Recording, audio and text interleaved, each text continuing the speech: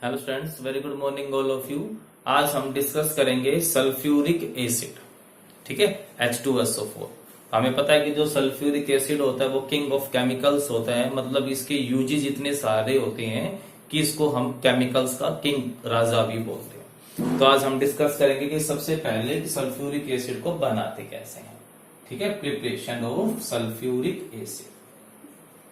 अगर आपको इसका फॉर्मूला नहीं पता तो इसका फॉर्मूला क्या होता है सल्फ्यूरिक एसिड का, H2SO4। ठीक है, तो सबसे फर्स्ट है इसकी प्रिपरेशन। अब इसको बनाते कैसे हैं, तो जो मोस्ट कॉमन मेथड है, बनाने के तरीके बहुत सारे हैं बट जो मोस्ट कॉमन मेथड है वो कौन सा होता है हमारे पास, कॉन्टैक्ट प्रोसेस। क्योंकि इस मेथड के फायदे बहुत हैं। इस मेथड से जो सल्फ्यूरिक एसिड मिलता है वो उसकी प्योरिटी बहुत ज्यादा होती है, नियर अबाउट 98%, और इसके अंदर जो इम्प्योरिटीज है जनरली आर्सेनिक की वो रिमूव हो जाती है। और आपको पता होगा कि जो आर्सेनिक है वो हमारे लिए बहुत खतरनाक होता है, तो इस वजह से जब आर्सेनिक निकल जाएगा तो वो जो सल्फ्यूरिक एसिड इस मेथड से बना है उसका यूज एडिबल प्रोडक्ट्स बनाने में हो सकता है। ठीक है, तो सबसे पहले की कॉन्टैक्ट प्रोसेस होती क्या है, तो जो कॉन्टैक्ट प्रोसेस है उसमें नंबर ऑफ स्टेप्स होती हैं। तो जो स्टेप फर्स्ट है, तो सबसे पहले हम क्या करते हैं, सल्फर डाई ऑक्साइड बनाते हैं। First we prepare SO2 gas. ठीक है, सबसे पहले हम क्या बनाएंगे, बहुत सारे मेथड होते हैं ना, किसी भी मेथड से बना सकते हो। तो सबसे इजी क्या है, हम सल्फर को कंबशन करवा दें इन प्रेजेंस ऑफ ऑक्सीजन। ठीक है, हाई टेम्परेचर पे जब इसको जलाएंगे तो हमारे पास क्या आ जाएगा, सल्फर डाई ऑक्साइड गैस आ जाएगी, SO2 गैस। फर्स्ट स्टेप हो गई ये। अब जो सेकेंड स्टेप होती है वो सबसे स्लोवेस्ट स्टेप होती है। ठीक है, सेकेंड स्टेप में हम क्या करते हैं, प्रिपेयर SO3 फ्रॉम SO2। तो इस मेथड में क्या करेंगे, जो SO2 बना हम इसकी एक्सेस ऑफ ऑक्सीजन के साथ रिएक्शन करवा देंगे और क्या बन जाएगा, SO3 गैस बन जाएगी।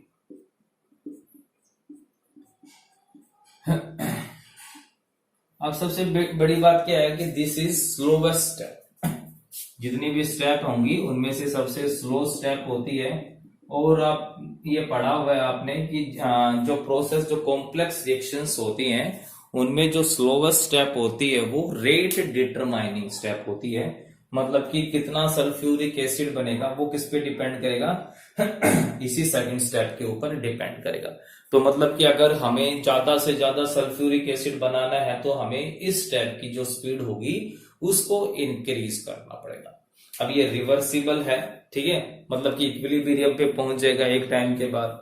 तो अब यहां पर अगर मुझे ज्यादा से ज्यादा प्रोडक्ट बनाना है, रिएक्शन को फॉरवर्ड डायरेक्शन में शिफ्ट करना है, तो कौन सा प्रिंसिपल यहां पर काम आएगा, ली चैटलियर प्रिंसिपल, है ना, आपने 11th में पढ़ा होगा। तो अब उस अकॉर्डिंग टू ली चैटलियर चलते हैं। How to maximise SO3, how to maximise amount of SO3, ये कौन बताएगा, ली Chatelier principal.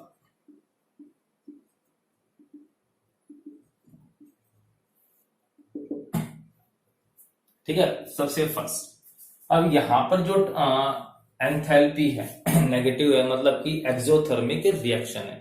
For exothermic reaction temperature is low, low temperature should be favourable, है ना, ये हमने पढ़ा हुआ है। तो क्या कह सकते हैं हम, for exothermic reactions, exothermic reactions low temperature always favourable.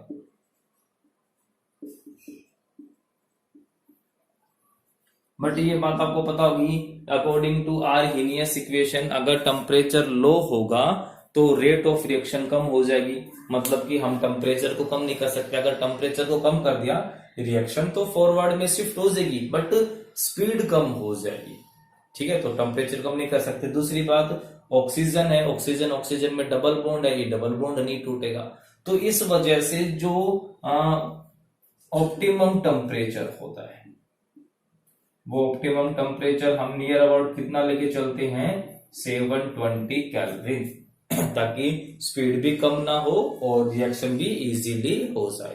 ठीक है, बट टेम्परेचर कम होना चाहिए था, तो इसलिए हम ज्यादा टेम्परेचर नहीं ले पाएंगे, तो ये हमारा सबसे ऑप्टिमम टेम्परेचर होगा। सेकेंड कंडीशन किसकी होती है? प्रेशर की होती है कि भाई हम प्रेशर क्या लेके चले, लो लेके चले कि हाई प्रेशर लेके चले। फिर से अकॉर्डिंग टू ली चार्लियर, अगर number of gaseous mole in product कम होते हैं तब क्या होगा? High pressure should be favourable. ठीक है, तो सेकंड पॉइंट क्या कहता है? For less number of gaseous moles in product of gases in product, high pressure will be favorable।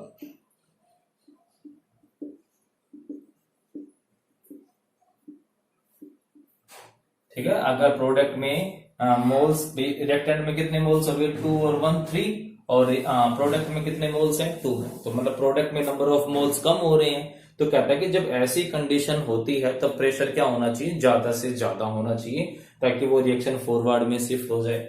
But यहां पर जो ऑप्टिमम प्रेशर होगा वो कितना होता है? ऑप्टिमम प्रेशर ओनली 2 बार प्रेशर, मतलब कि हम इससे ज्यादा प्रेशर नहीं कर सकते। कह रहा है कि प्रेशर ज्यादा से ज्यादा होना चाहिए, बट प्रेशर कितना है यहाँ पर? सिर्फ 2 बार। क्योंकि जो SO2 या SO3 गैस होती है वो क्या होती है? एसिडिक होती है, और हाई प्रेशर पे ये कंटेनर को कोरोड कर सकती है, उस कंटेनर को खराब कर सकती है, इसलिए हाई प्रेशर फेवरेबल नहीं होगा। तो हम प्रेशर सिर्फ कितना लेंगे?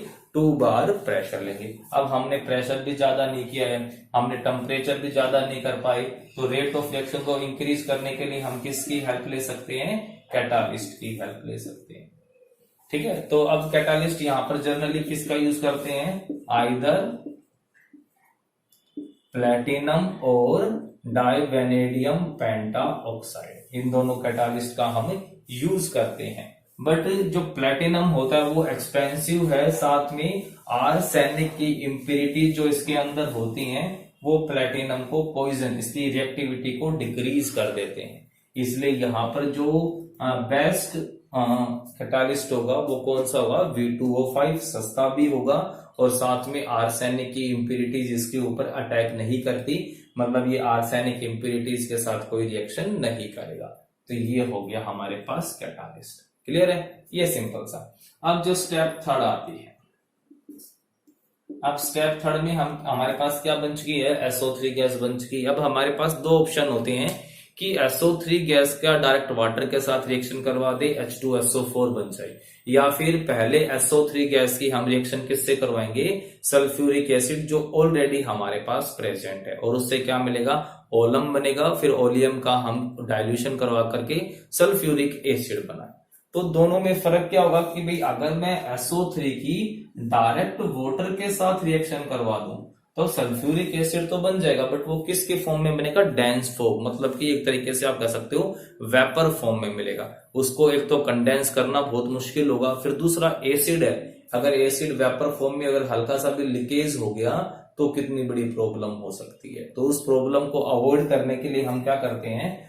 सल्फ्यूरिक एसिड की रिएक्शन किससे करवा देते हैं? सल्फर ट्राइऑक्साइड के साथ, और यहां से क्या बन जाएगा? ओलियम बन जाएगा। और फिर तुरंत हम इसका क्या करवाते हैं? स्टेप 4 में डाइल्यूशन। ठीक है, स्टेप 4 में हम इसका डाइल्यूशन करवाएंगे, और जितना हमने ये सल्फ्यूरिक एसिड लिया ये तो हमें वापस मिल ही जाएगा, साथ में एक्स्ट्रा मिल जाएगा। डाइल्यूशन ऑफ ओलियम, H2S2O7, क्या आ जाएगा हमारे पास? H2S2O7 plus H2O and forms 2H2SO4। ठीक है, बस एक स्टेप इंक्रीज होगी, बट हमें हमारा सल्फ्यूरिक एसिड मिल जाएगा, और ये भी कितना होगा? करीब 96 to 98% प्योर हमें मिल जाएगा। ठीक है, नेक्स्ट आती है इसका स्ट्रक्चर, कि जो सल्फ्यूरिक एसिड होगा उसका स्ट्रक्चर क्या होगा। तो जो एसिड होता है ये स्ट्रक्चर हमने अपने लास्ट लेक्चर में डिस्कस किया ही था, बट फिर भी एक बार और देख लेते हैं कि जो सल्फ्यूरिक एसिड है उसका स्ट्रक्चर कैसा होगा।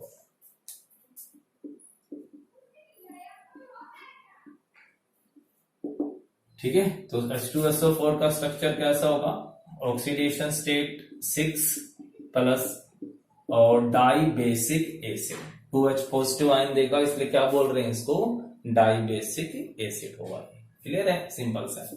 नेक्स्ट हम बात करते हैं इसकी फिजिकल प्रॉपर्टीज। तो क्या होता है, it is colourless syrupy liquid. Syrup का नाम आपने सुना हुआ होगा ना, सिरप क्या होती है, एक गाढ़ा लिक्विड बोल देते हैं। तो ये क्या कहता है कि कलरलेस है और साथ में गाढ़ा होगा, डेंस होगा ये, ठीक है। It is also known as, it is also known as oil of vitriol. Oil of vitriol मतलब इसको हम तेजाब भी बोलते हैं, ठीक है। नेक्स्ट है हमारे पास, it has high boiling point and high viscosity. तो फिर से विस्कस का मतलब एक तरीके से गाढ़ा ही होता है, तो कहता है इसका बॉइलिंग पॉइंट भी बहुत ज्यादा होता है और इसकी विस्कोसिटी भी बहुत ज्यादा होती है। तो उसका सिंपल सा रीजन क्या होगा, due to intermolecular hydrogen bond, ठीक है, हाइड्रोजन बॉन्ड बना लेता है ये। जैसे ये हमारे पास सल्फ्यूरिक एसिड हो गया, ठीक है, ये दूसरा मॉलिक्यूल हो गया सल्फ्यूरिक एसिड का। तो ये क्या कर लेगा, ये हाइड्रोजन बॉन्ड बना लेता है और इसी हाइड्रोजन बॉन्डिंग की वजह से फोर्स ऑफ अट्रैक्शन बढ़ेंगे, बॉइलिंग पॉइंट इंक्रीज हो जाएगा और जो विस्कोसिटी है वो ऑटोमेटिक इंक्रीज हो जाएगी, ठीक है। नेक्स्ट आता है कि इट इज हाईली कोरोसिव, है ना, कोरोसिव होता है, हमारी स्किन को बहुत ज्यादा इससे डेंजर होगा। It is highly corrosive in nature. Number third, it is highly corrosive in nature, ठीक है, कोरोसिव होता है। नेक्स्ट है, it is highly soluble in water. ये पोलर होता है ना, हाइड्रोजन बॉन्ड बना सकता है। It is highly soluble in water, water के अंदर हाईली सोल्यूबल होगा, ठीक है, हो गया यहां तक ये हमारे पास। उसके बाद इसकी केमिकल प्रॉपर्टीज जो मोस्ट इंपॉर्टेंट है। तो फर्स्ट केमिकल प्रॉपर्टी, जो फर्स्ट केमिकल प्रॉपर्टी होगी वो क्या होगी इसकी, एसिडिक नेचर।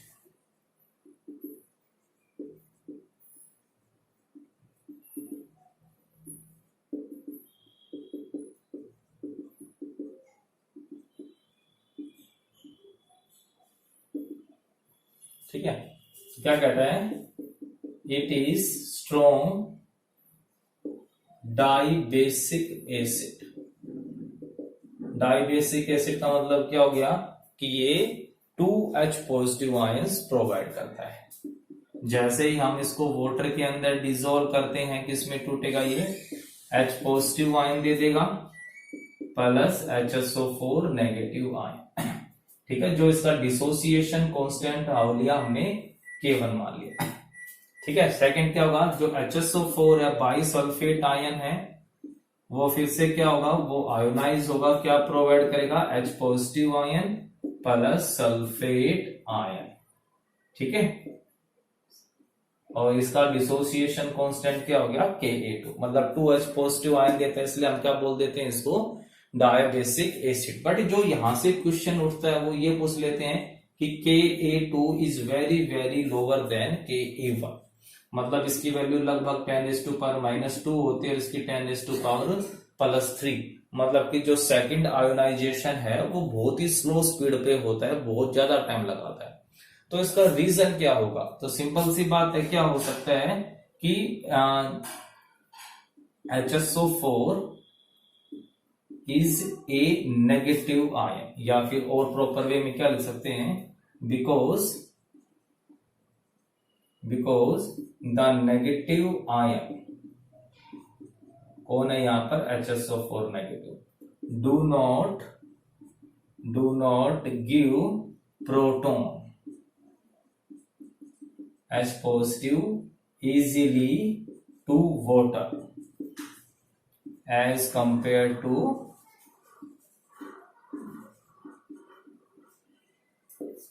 कहता है कि जो HSO4 है ना जल्दी से H पॉजिटिव आयन नहीं देगा, और रीजन क्या होगा, अट्रैक्शन होगा H पॉजिटिव आयन, और इस नेगेटिव में कोई भी नेगेटिव आयन जल्दी से H पॉजिटिव को लॉस ही नहीं करेगा। तो जब जल्दी से वो H पॉजिटिव आयन को लॉस ही नहीं करेगा तो डिसोसिएशन कांस्टेंट क्या हो जाएगा, बहुत कम होगा, मतलब कि इक्विलिब्रियम बहुत पहले एग्जिस्ट कर जाएगा।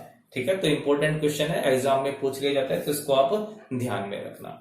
ठीक है, अब ये बेस है तो सॉरी, अब ये एसिड है तो किसके साथ रिएक्शन करेगा, बेस के साथ रिएक्शन कर सकता है ना, बेसिक सॉल्ट्स के साथ रिएक्शन कर सकता है। तो it can react with base, ठीक है, कार्बोनेट्स, बाइकार्बोनेट्स, जो जो बेसिक नेचर में होते हैं उन सभी के साथ रिएक्शन कर सकता है। फॉर एग्जाम्पल H2SO4 है, उसकी अगर मैं रिएक्शन करवाना चाहूं NaOH, बेस हो गया, क्या बना लेगा, साल्ट बना लेगा, Na2SO4 प्लस H2O। ठीक है, H2SO4 है, अगर मैं इसकी रिएक्शन करवाऊं कार्बोनेट्स के साथ, क्या बना लेगा, Na2SO4 plus H2O plus CO2। Metal के साथ रिएक्शन करके हाइड्रोजन गैस इवॉल्व करेगा। तो ये सारी रिएक्शंस क्या कंफर्म करती हैं कि भाई जो H2SO4 है, जो सल्फ्यूरिक एसिड है, वो एक एसिड होता है, और इसका जो आयोनाइजेशन कांस्टेंट है जिसकी वैल्यू 10⁻³ होती है, वो क्या बताता है कि ये बहुत ही स्ट्रॉन्ग एसिड है। ठीक है, नेक्स्ट प्रॉपर्टी आती है हमारे पास डिहाइड्रेटिंग एजेंट। सल्फ्यूरिक एसिड का डिहाइड्रेटिंग एजेंट की फॉर्म में यूज किया जाता है। ठीक है, वाटर को निकालने में ये हेल्प करता है because of strong affinity for water. तो सेकंड आता है हमारे पास डिहाइड्रेटिंग एजेंट। तो क्या होगा इसमें, H2SO4 has strong affinity for water, so it behave as strong dehydrating agent।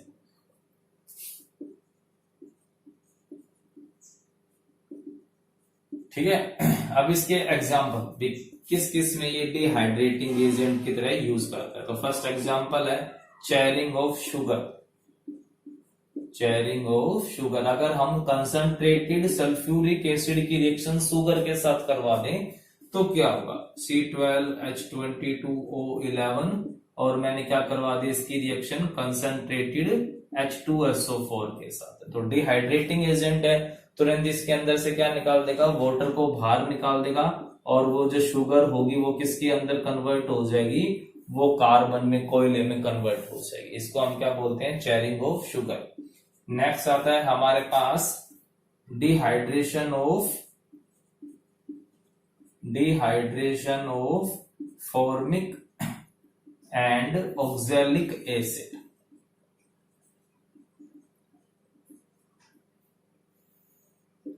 तो अब हमारे पास फॉर्मिक एसिड का फॉर्मूला मिथेनोइक एसिड होता है। अगर मैं इसकी रिएक्शन करवाऊं कंसंट्रेटेड H2SO4 के साथ, फिर से किसकी तरह काम करेगा, डिहाइड्रेटिंग एजेंट, वाटर बाहर निकाल देगा और किसमें कन्वर्ट कर देगा, कार्बन मोनोऑक्साइड में। ऑक्सैलिक एसिड का फॉर्मूला डाइकार्बोक्सिलिक एसिड। अगर फिर से इसकी कंसंट्रेटेड सल्फ्यूरिक एसिड के साथ रिएक्शन करवाऊं तो क्या बन जाएगा, carbon monoxide plus CO2 plus H2O। मतलब कि जिस भी मॉलिक्यूल के साथ ये रिएक्शन कर रहा है उसमें से ये वाटर को रिमूव करवा रहा है। नेक्स्ट है डिहाइड्रेशन ऑफ हाइड्रेटिंग साल्ट्स।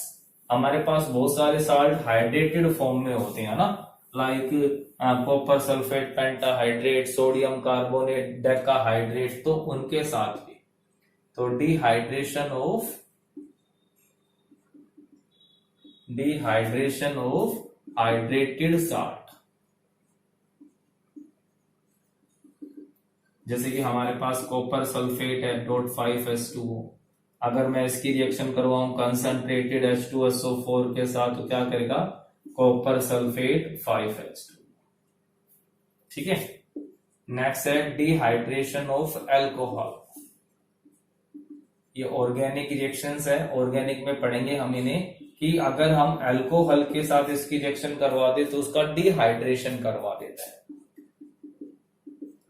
ठीक है, ये हमारे पास अल्कोहल हो गया कंसंट्रेटेड H2SO4, और इसको अगर हम हीट कर दें तो क्या कर देगा, ये वाटर बाहर निकाल देगा, उसको एल्कीन में कन्वर्ट कर देगा। ये हमारे पास आंसर आ गया।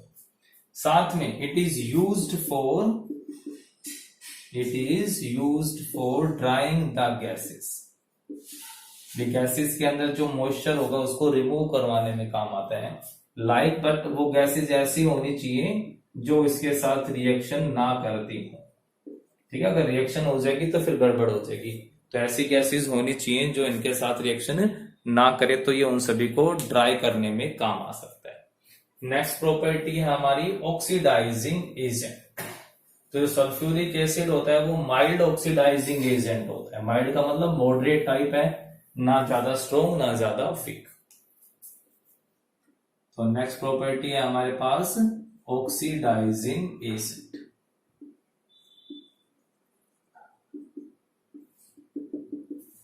तो it is mild oxidising agent due to its tendency to give nascent oxygen.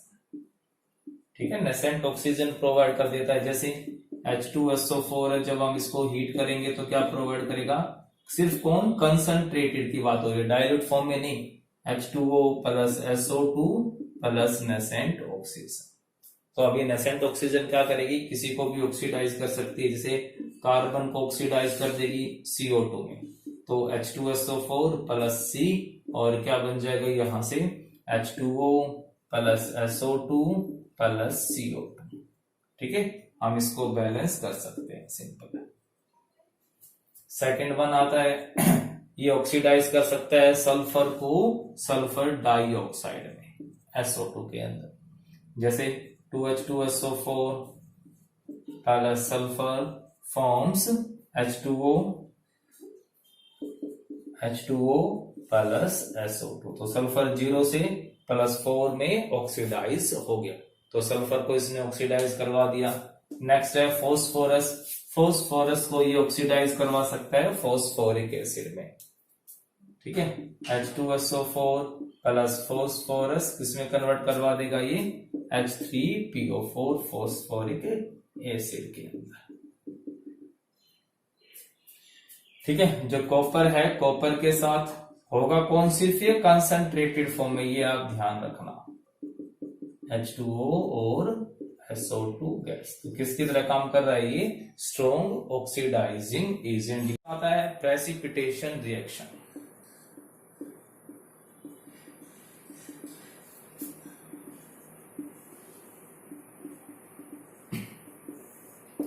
Precipitation का मतलब कि ये साल्ट्स के साथ रिएक्शन करके प्रेसिपिटेट बनाता है। ये रिएक्शंस लैब में काम आती हैं आइडेंटिफाई करने के लिए। जैसे बेरियम क्लोराइड है प्लस सल्फ्यूरिक एसिड क्या बना लेगा, बेरियम सल्फेट प्लस HCl, तो ये क्या बनता है, व्हाइट प्रेसिपिटेट। ऐसे लेड एसीटेट हमारे पास है, अगर हम लेड एसीटेट की रिएक्शन करवाएं सल्फ्यूरिक एसिड के साथ तो क्या बना लेगा, लेड सल्फेट।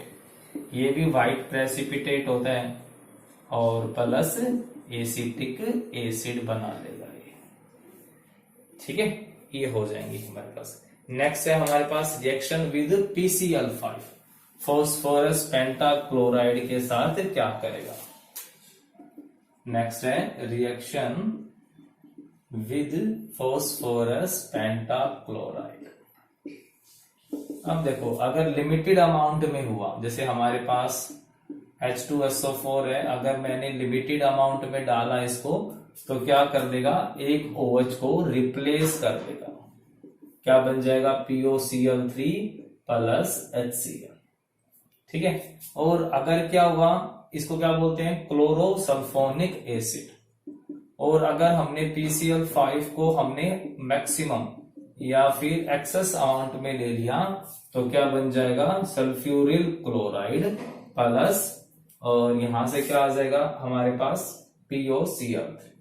ठीक है, तो ये हमारे पास क्या बना देगा, सल्फ्यूरिल क्लोराइड, और यहां से क्या बनेगा, क्लोरोसल्फोनिक एसिड। ठीक है, तो जो हमारे पास जो मेन प्रोडक्ट होगा वो मेन प्रोडक्ट क्या आ जाएगा, ये आ जाएगा। ठीक है, प्लस POCl3 बनेगा ई, और प्लस HCl यहां से क्या हो जाएगा, रिमूव हो जाएगा, 2HCl हो जाएगा, और ये आंसर आ जाएगा। ठीक है, तो हो जाएगा यहां तक ये।